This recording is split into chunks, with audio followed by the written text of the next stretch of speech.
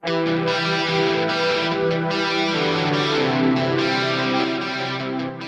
back to the Fourth Way Podcast. We are continuing today with our discussion on the incoherence of just war theory. And today we are going to talk about the tenet of not reasonable success. That's what we just talked about. We are going to talk about the tenet of last resort. War must be a last resort. It has to be something that is sought absolutely last and all other avenues of opportunity pursued before we engage in warfare. Once again, I'm going to remind you that the audio quality of this episode might be a little bit off, and if it is, please excuse it, and we hope to return to normalcy soon. This episode is going to be a bit shorter, just because there isn't all that much that I've thought about with last resort that I'm going to have to say. So I really only have kind of 2 points to make here. And I'm sure as I think about it over the next few years that I'll probably be able to add to this. But I think with all of the other ones that are more obvious and have a lot more points, I think I can deal with last resort having a little bit less for it. So the two things that I would say would be, first, it seems to me that the idea of last resort stifles creativity when violence is an option on the table, because violence is much, much easier to employ than nonviolence. And so I'm going to argue that I don't think maybe I shouldn't say ever, but I want to say almost never have we actually gotten to a case where violence in war was a true last resort. As long as violence is an option, it's going to be easy for it to not be the last resort. So it's going to be, instead of me compromising, I'm going to say, I'm not going to compromise. I'm willing to get to the level of violence because this is so important to me. I'll kill them over it if they're not going to move. And it's easy to have that as a resort, not a last resort. It fails to force compromise, and it fails to force working together so long as it's on the table. If violence were off the table, then we would be a lot more creative in our actions. And I think you can see this on a small scale, on the individuals who've been willing to enact nonviolence. There are two great books on this, one by John Howard Yoder, which is called What Would You Do? And then another, which is a book of a lot more stories called Victories Without Violence. And in both of those books, they will talk about specific instances of people enacting nonviolence in potentially violent and violent situations. And after reading through it, there are quite a number of connections that you can make, of patterns that you can find. But one of the ones that you see a lot is that when somebody enacts something non-violently, you're like, I would have never thought of that. And it's funny because, when I was growing up, when I was a kid, I would love, I would be at my school, and hopefully I'm not telling you something that makes me super weird or creepy, but it might be. But I think this is probably something that has gone through a lot of boys' heads.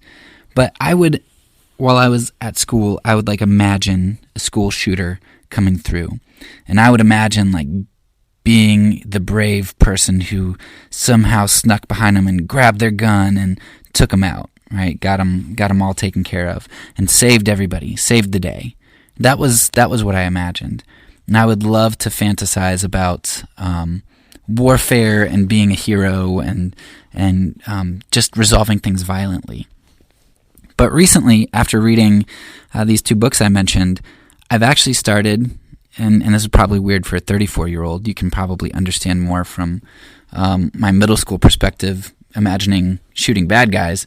But as a 34-year-old, I've started to think about, okay, what would I do if right now somebody came in with a knife, or right now this happened? How would I act non-violently? And I've started to play scenarios out in my head. And it's amazing when you steep yourself in the stories of nonviolence and when you think that violence is not an option, there are actually a lot of things that you can do to attempt to subvert violence. Now, of course, it won't always work, and it may not even work most of the time, but I guarantee you that I'm not a big guy, so most of the time my attempt at violence against an intruder is not going to work either. But if violence is my option against an intruder, I've got maybe a few objects in the room at any time that I'd be able to use against an intruder, if there's only one. And I'm probably not going to win that fight. But as far as nonviolence goes, there are many avenues that you can pursue in terms of conversation and observations and other sorts of things. And that might sound crazy to you if you've never thought about nonviolent resistance. But if you take a look at those two books and read through them, you'll start to see what I mean about this idea of creativity. When violence is not an option, and when the preservation of your well-being is not your ultimate goal, when love is your ultimate goal and violence isn't an option, you get a whole lot more creative with the ways that you can attempt to handle things. It doesn't mean you'll always be successful at handling those situations. It doesn't mean you won't ever resort to violence in the heat of the moment, but your options are so much greater when violence is not an option. And I think that one of my main problems with this idea of last resort is that it never really is the last resort. It's the last resort amongst selfish people, selfish nations, selfish individuals who are unwilling to compromise. So that's really what last resort means. It means the last resort amongst selfish people who are unwilling to compromise. It doesn't mean the last resort amongst rational people who get to a point where no further compromises can be made and they just have to go out and kill each other. That's what last resort should mean and does mean in people's heads, but that's not what it actually means in the real world. And that's going to run into our second point. And the second point is really just kind of an extension of the first. And my main question is, why isn't Christ's example our last resort? Right? Why don't we draw the line of what a last resort is at a different place?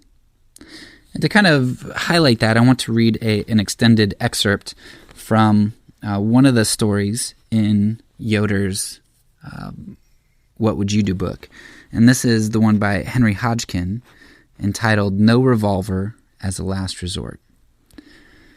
So here's Hodgkin's extended quotation. And, be it noted, he not only defends the defenseless woman, but he avoids the danger of still further infuriating a drunken man and perhaps doing him serious harm. He also is the means of permanently solving the problem. His act creates a good husband out of the violent drunkard. How many of our so-called insoluble problems could be handled in a similar way? I have no means of knowing.